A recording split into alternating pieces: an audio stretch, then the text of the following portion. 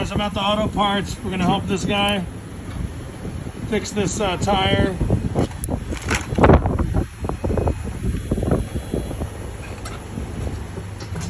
Go forward a little bit. Right there, whip, back a hair. Right there. Okay, so we see this as bubbling. I just met this guy. This is gonna be really cool. We've got this stuff out of the auto parts right now. We're gonna get ready to install this plug. Kind of a rainy day out here in Pacifica, but we're gonna go for it. I got these tools set up. The guys want us to throw pliers. Will you come over here and will you film this from over here? Yeah. So it's already filming. We're just gonna basically just kind of point in here and just make sure we get the shit. So what we're gonna do, guys, we're gonna open up our rubber cement and get this completely ready to go. I'm gonna pop this tube open. We'll get a plug out.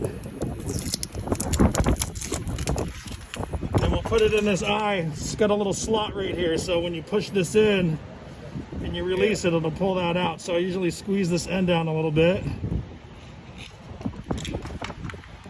Try to get it pulled through here.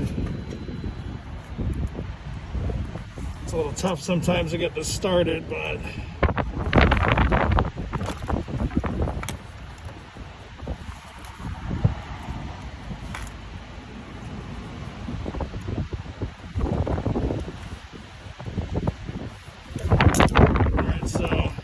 to get that about halfway, so that's going to be ready.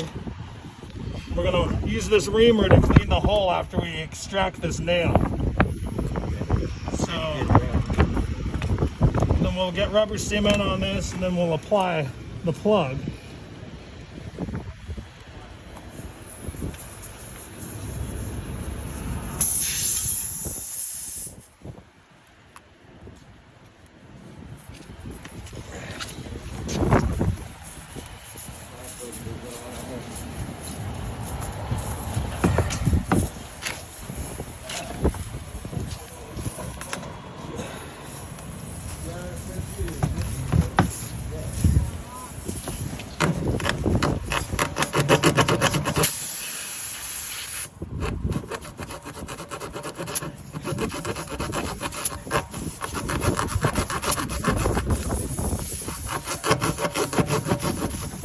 Okay, now we're going to get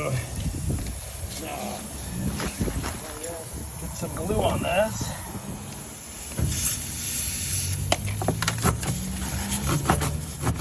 Okay, now we're going to get some glue on this plug.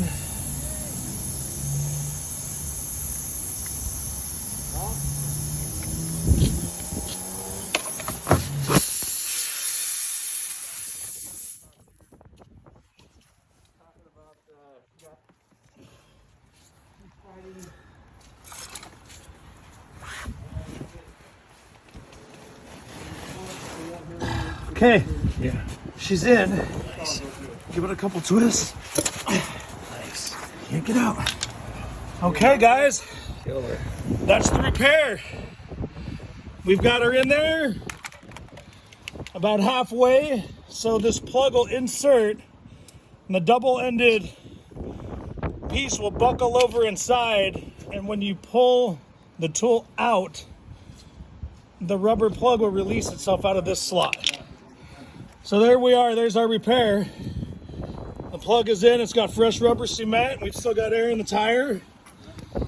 If this tire were flat, what we would do is we would go inside the auto parts store and buy a air compressor that would plug into your cigarette lighter, and you would inflate this tire without the need of a jack or anything else. In this case, we had enough air in the tire to have enough pressure, it looks like, to go to a service station safely or get to a repair shop and install a patch. So that's a good emergency temporary repair, exactly what these tubeless tire repair kits were designed for, as an emergency roadside repair.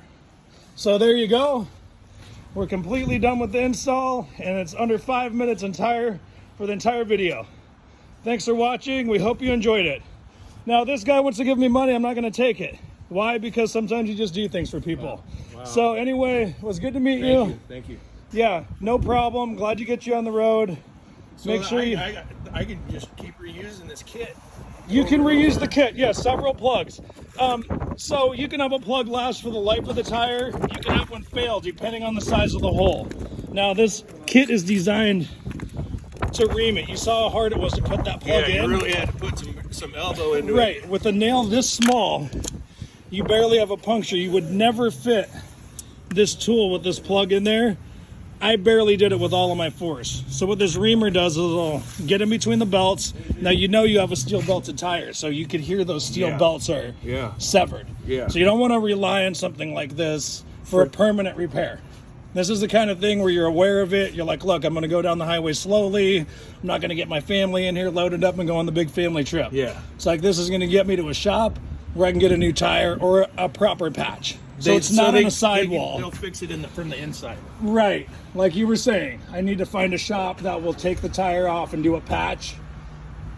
That's a more permanent repair as a patch, like from Les Schwab or a tire center. Yeah. They typically may not do a plug. You have to do these yourself. Some service shops don't rely on them. You know, olden days they did. Yeah. But right now they might not. So it's always recommended to get a patch. Yeah. But if you're aware of it and you know it's flat, still a relatively new tire, so it's, right? It's disputable how safe a plug is because of the fact that the structural integrity of the tire has been compromised because of the belts. I just leave it. I don't need to cut that off. No, you don't have to cut it. You can do either one. You can cut it or leave it. It doesn't matter. I've done both and I've tested them both. They don't actually pull out or fly out like that. Right on. Yeah, I've had one. I had him put a patch in. It was right on the edge of the sidewall and the shed, and it lasted for 40,000 miles. Right. Without me having to, without the lights, the low inflation light coming on. Right. Well, like I said, as long as I got lucky. Right. I just have to always tell somebody if I make a repair, just at your own risk, drive it. I would be fully aware that if I gave it to my daughter or somebody to go use it, hey, I had a nail in my tire. The steel belts are actually severed in that point. And so they could release, the integrity of the tire is compromised whenever you get any type of nail. Even patches aren't fail-proof. Some people don't mess with them. They're just like, no, I'm getting a new tire. My whole family's in there. I'm going to be doing 70 down the highway. I'm not going to have that thing come apart fully loaded. I don't want to risk it. Right. Especially so with weather. Save that money you were going to give me, put it toward a new tire or a more proper patch. Thank you very much. Okay, you're welcome. Have a great holiday. You too. Happy holidays.